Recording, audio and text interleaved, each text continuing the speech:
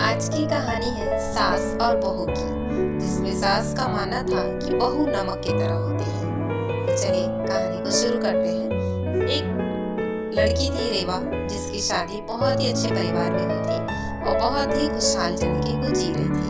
शादी ब्याह होने के बाद वो 2 साल तक अपने मायके नहीं गई थी और वो 2 सालों तक अपनी जिम्मेदारी को निभाते निभाते थोड़ी थक सी गई थी और उसे मन था कि मैं अपने माँ बाप के यहाँ घूमने जाऊँ और मिलके उनसे आऊँ। तो वो जो अपनी सास से कहती है कि सासू माँ, क्या मैं अपने ससुराल से मुझे छुट्टी मिल सकती है, मैं मायके जा सकती हूँ? तो उसकी सास मना कर देती है, कहती है नहीं बेटा, अगले साल चले जाना। तो फिर बहू बहुत ही उदास हो जाती है और कहती है कि क्या मैं यहाँ सिर्फ काम करने के लिए हूँ क्या? सबकी जिम्मेदारी को निभाऊं, सबके काम करूँ। और इनकी जब बेटी आती है तो कितनी खुश हो जाती है और कहती है कि कितने दिनों के बाद आई है बेटा, और हमेशा उनकी खातिरदारी मुझसे करवाती रहती है।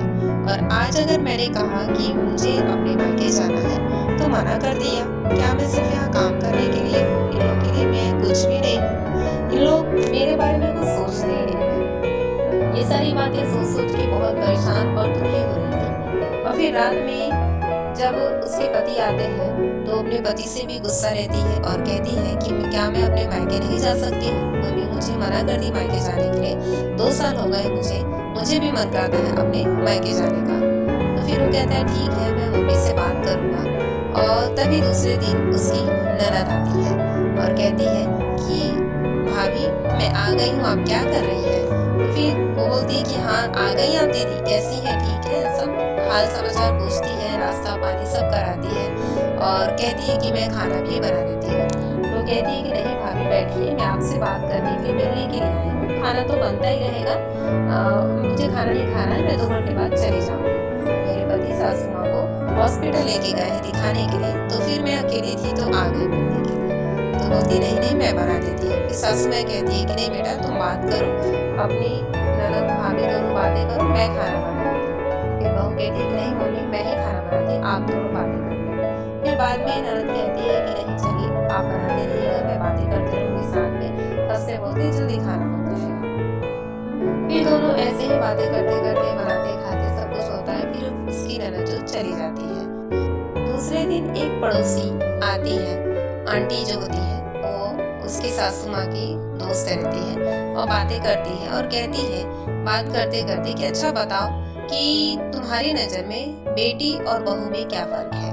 तो रेवा की सास कहती है कि बेटी चीनी की तरह मीठी होती है और बहू नमक की तरह नमकीन होती है। और इस बात को सुन के रेवा को बहुत बुरा लगा और बहुत दुखी हो गई।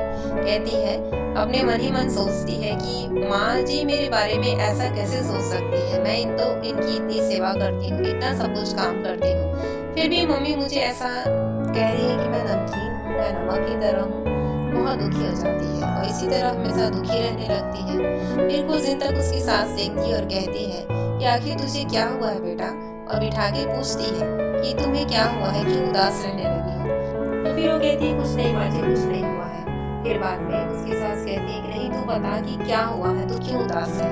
फिर वो कहती है कि माँ जी उस दिन जब आपकी सहेली आई थी तो आप कह रही थी कि बहू नमकीन होती है, नमक की तरह होती है और बेटी चीनी की तरह होती है, तो क्या मैं इतनी बुरी हूँ? फिर सासू माँ कहती है कि अरे नहीं बेटा, ऐसा नहीं है, मैं नमक और चीनी की इसलिए बात कर रही थी क्योंकि बेटी जो होती है ना वो लाख गलतियां भी करे ना तो वो सही लगती है, अच्छी लगती है, इसलिए मैंने बेटी को चीनी की तरह कहा और बहू नमक की तरह होती है, जो कि अगर नमक को खाना में ना डाला जाए तो खाना बेस्वाद हो जाता है। उसी तरह से अगर तुम घर पे ना रहो तो पूरा घर सूना हो जाता है। जिस तरह से खाना पूरा बेस्वाद हो जाता है बिना नमक के तरह, उसी तरह से तो तुम इस घर की नमक की तरह हो, क्योंकि तुम्हारे बिना कुछ भी अच्छा नहीं लगता, सही नहीं लगता है और बेस्वाद सा लगता है, सुना सुना लगता है। और इस बात को सुन के बहू बहुत खुश हो जाती है, कहती है कि माँ जी मेरे बारे में अच्छा ही सोच के बोली थी और मैं कितनी दुखी हो रही थी। फिर बाद में उसका बेटा आता है और कहता है कि माँ आज रेवा को अपने घर जाने दो मिलने के लिए उसके माँ बाप से। तो रेवा कहती नहीं नहीं माँ जी मुझे कहीं नहीं जाना है, और वो समझ जाती है कि मैं इस घर के लिए क्या हूँ और कहती है कि मैं नहीं जाऊंगी, अगर मैं चली गई तो इस घर का खाना बेस्वाद हो जाएगा। और ये बातें सब सुन के उसका पति बहुत ताज्जुब रहता है कि आखिर इसे क्या हो गया। उस दिन तो मायके जाने के लिए बहुत जिद कर रही थी और गुस्सा भी हो गई थी, और आज जब मैं कह रहा हूँ तो मना कर रही है। फिर ये सोचते सोचते वो अपनी माँ और बहू दोनों के चेहरे को देखते ही रह जाता है, कहता है कि आखिर क्या हो गया। तो इस तरह से जो रिश्ता है ना, अगर बहू कुछ करती है तो सास को भी उस चीज का बहुत ही रिस्पेक्ट करना चाहिए, क्योंकि बहू हमेशा ही आपका सहारा है। बेटी कुछ दिनों के लिए आएगी और चली जाएगी, और बहू ही तुम्हारे हमेशा बुढ़ापे तक का, जब तक आप जीवित हैं तब तक आपका साथ बहू ही देगी। इसलिए दोनों जन को, बहू और सास को, अच्छे से एक दूसरे के साथ रहना चाहिए और एक दूसरे की फीलिंग्स को समझना चाहिए।